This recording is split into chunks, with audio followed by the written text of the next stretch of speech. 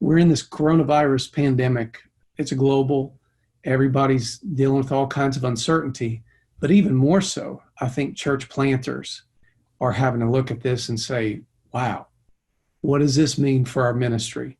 How is this affecting you? Well, going into this year, we were averaging about we had jumped up almost double. Our membership was around 20 something. We hit January, we had about 41, 44 people averaging before the virus. We were hoping to hit about 60 by this Easter. And, right as soon as the virus hits, we had to shut down, and it completely, the first thing you think of, it destroys your momentum.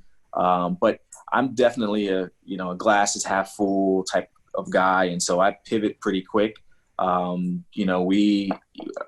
church plant is really we're pretty scrappy, and we kind of understand we're in a difficult context. And so we definitely try to rise to the occasion with adversity, and really just, at that first week, we just met with everyone and said, listen, we don't do what we used to do anymore. We don't focus our energy on what we focus on. Now we do something different. And then from there, we just put together our strategy as a church. How will we love on each other, and how will we love on our community and be the church even through this time? Yeah. Why don't you take just a minute and tell us about your community? So our city is broken up into 4 quadrants, and just a lot of history here through racism and different things that has kind of sectioned off some of the poorer communities. And so we are called to the northwest part of our city, which is predominantly African-American. Our church is a multicultural, multi-ethnic church. And so we're pretty diverse at this point. And we have, at this point, we've just kind of shared with our people to pastor your block. And so we just told everyone to do well pastoring their block, to do small things well, not worrying about the big things, do small things well. And if as a church, we can come behind you and help you minister to those in need in your community, we will. And then we've just tried to do the in-between things in our context. And so there's a lot of people doing food banks, there's a lot of people doing different things. So we've just been observing, well, where's the holes at, and where can we as a small church kind of fit in between there? Today we dropped off, we partnered with another church, and they know where we are. They're on the outside of the community. They have tons of resources. And so they helped us collect diapers and toilet paper and paper towels, and they filled my truck filled with stuff from the church, and we were able to go into our context and just give tons of supplies to our community. And so that's kind of who we are in a sense. We network that way so that we can help meet the needs in our context. So let's think about if you had something to share with other planters right now, just to encourage them. Yeah, what would you say to other planters right now? I would say do what really matters.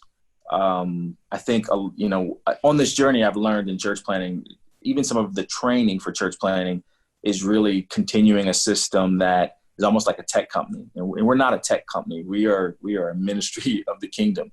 And so if we really take an assessment of what we're called to do, then it becomes second nature to do the things that matter. And that's what I would say is just, if you do the things that matter, they won't fail. But man, if we're building systems and things that don't really matter, and we get to find out if it really mattered in a time where it's a crisis, because, you start thinking, some of these events and all these programs we're doing that really wasn't discipling people. And so I would say to anybody who's thinking about church planting or is in the midst of church planting, to do what really matters. Spend your energy in the areas that really matter and makes a difference. Let me ask you this. What's the website address so that people can look you guys up online?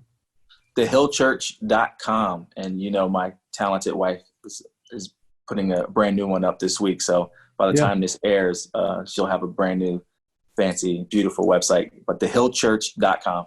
Yeah. And I just want you to know that every church planter is going to be saying that is not fair. It's not fair. I married up. Yeah. I share this all the time. If you take me out of the equation and you put my wife in with helping any church planter, they'll be great. And so the difference here is Trinae. It is not me. Yeah. Well, hey, man, thank you for taking some time to be with me today. And we're just going to continue in the EFCA to be committed to multiplying transformational churches. And Charles, I hope and pray God gives you many good years to not only do it on your own, but to be a part of what God would do in the EFCA. And for anybody that would see this video, I hope you'll pray for Charles and Trinae and the Hill Church, and keep church planters in your prayers in this season. And if there's a way that you could support them, reach out there, send them a note, give, support, whatever it is. And I know they'll appreciate that. Thank you very much. God bless you, my brother. All right. Thank you.